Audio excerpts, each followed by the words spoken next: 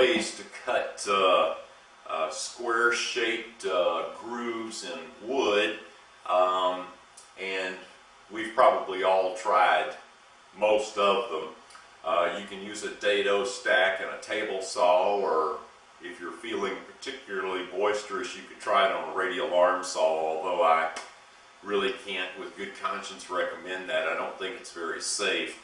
I've used a router a lot, and that actually works pretty good. For this particular project, I've decided to use the router table. I have a lot to cut, and I think it's going to be a little bit faster, and I think I'll be able to get a higher degree of repetitiveness and accuracy by doing it at the table. So we'll get started. I'll show you how I've set it up and done a test cut, and we'll get going.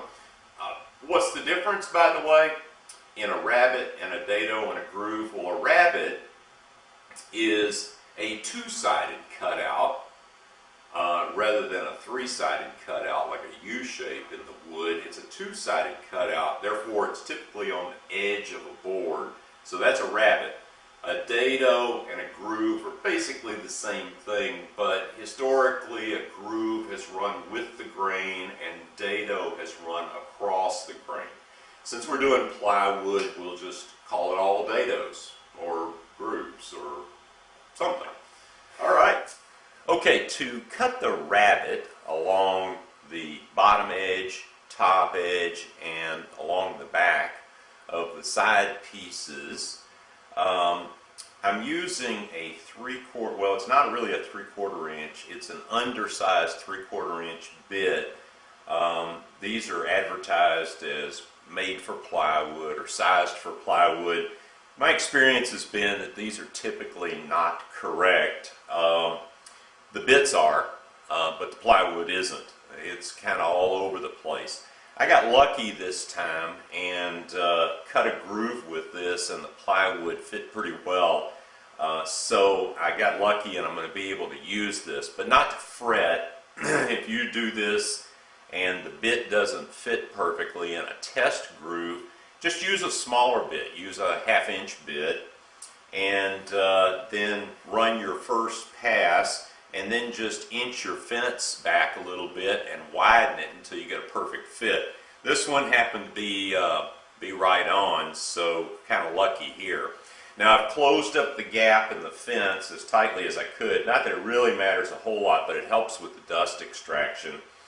And I've set the height of this at 1/4 inch, which is plenty deep for these rabbets, dados, and grooves that I'm going to be cutting for this particular build of these cabinets.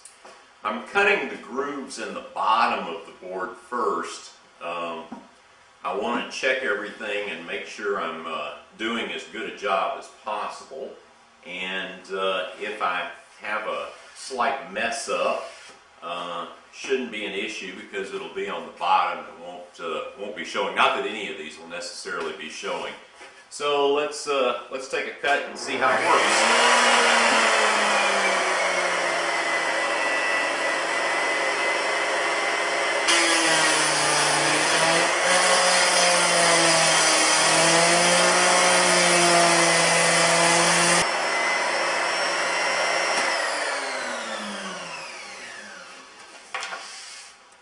And there we go. That doesn't look too terrible. There's the little void that I hit in the plywood. I heard it when the bit went through. So that looks pretty good. Let's keep going. The key to getting a consistent cut is to make sure there's plenty of downward pressure on the board so that the depth of the rabbet is the same, and then to hold it tight against the fence.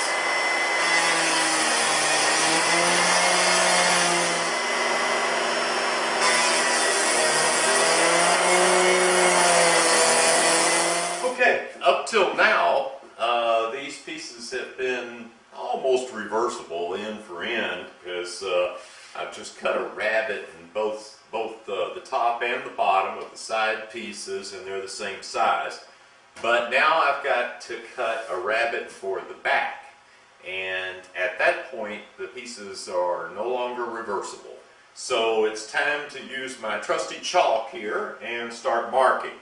Now I've made sure that I've got these oriented where I want them to be, with the faces pointing the right direction and the ends are together. So all I'm doing now is just making a little squiggly line here so that when I get over to the router table, I'll know where the rabbet is to be cut so I don't mess up.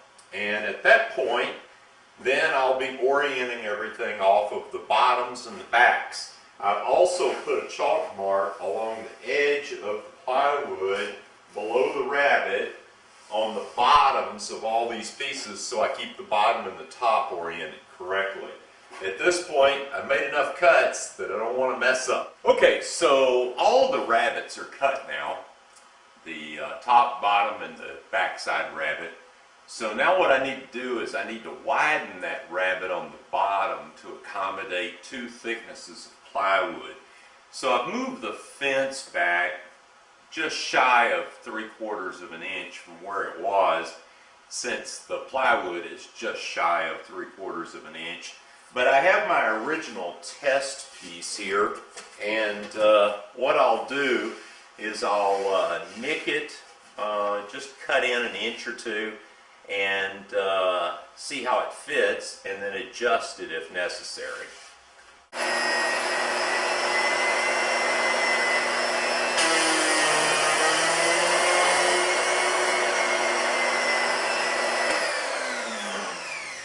Okay, it turns out it was really more like the 5th time when I finally got this exactly like I wanted it.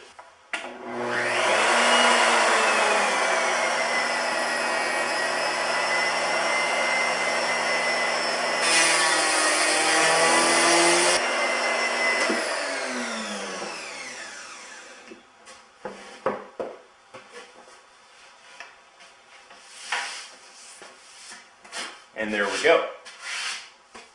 Okay, so talk about designing on the fly here.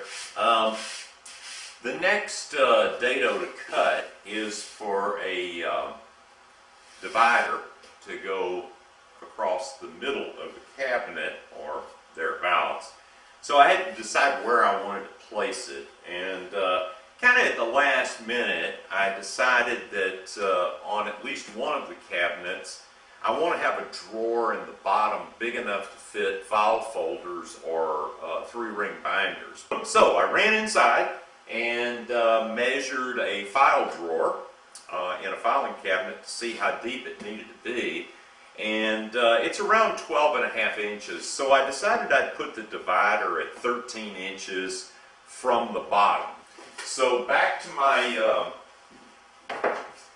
my test board. This is the board that I used to size the bottom and make sure I was cutting in the right place for that rabbet. Now I've marked the location, moved the fence back, and I'm going to do the same thing. I'm going to nick it here and measure and see if that looks about right, if it's pretty close to 13 inches, and we'll be ready to go.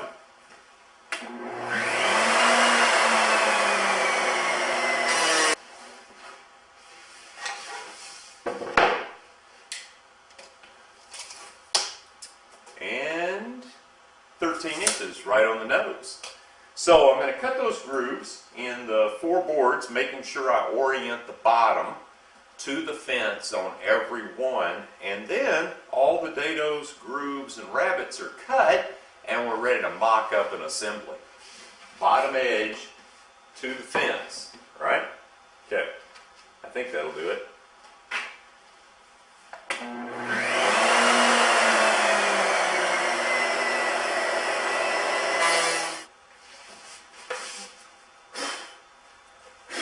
And there we go. Okay, I just using a little sanding block here and doing a little smoothing of the rabbets and dados just to get the bottoms, make sure they're nice and flat and everything's smooth. I've also found that if you just real lightly, just barely ease the edges in these dados, and I mean just barely, it's not even enough to see, but it'll really help when assembling. It'll keep, like if you assemble and then disassemble, there's less chance of pulling a splinter out on this plywood. Okay, I put a big piece of MDF on top of my bench. I do that for a couple of reasons. It's kind of a sacrificial thing. If I get some glue on there, it's no big deal. A little harder to clean off my bench. The bench is flat, but MDF is just notoriously flat. So as long as it's on a flat surface and doesn't have a bow or anything to it, it gives you a nice, smooth, stable gluing surface to work off of. And then what I did was, these are a couple of corner braces, one here and one in this back corner. I clamped them down to the top, to this piece of MDF, and then I just dry assembled this cabinet to make sure it was square. I pulled all the joints together, not overly tight, but tight enough to get everything closed up so that I can measure for the back. Now we know that this distance from top to bottom is 33 because it's going to be the same as the sides. But I was really interested in the width of the back because when you cut rabbets or dados, you can't always get the depth precisely what you had intended to. According to my little drawing, it should have been 24 inches wide. As it turns out, it's about 24 and a 32nd inch. So I know it's a small difference, but there's no sense having a loose piece in there that's not going to get held in good with the glue. So I'll cut it exactly the size. I'll disassemble this. I'm going to label all the parts so I know which side was on which side, and that these go together. So I'll label these with some chalk. I'll go ahead and dry assemble the other one, just to make sure it's the same. I'll cut out the two back pieces and we're ready to glue up. Thanks for watching. See you in the next video.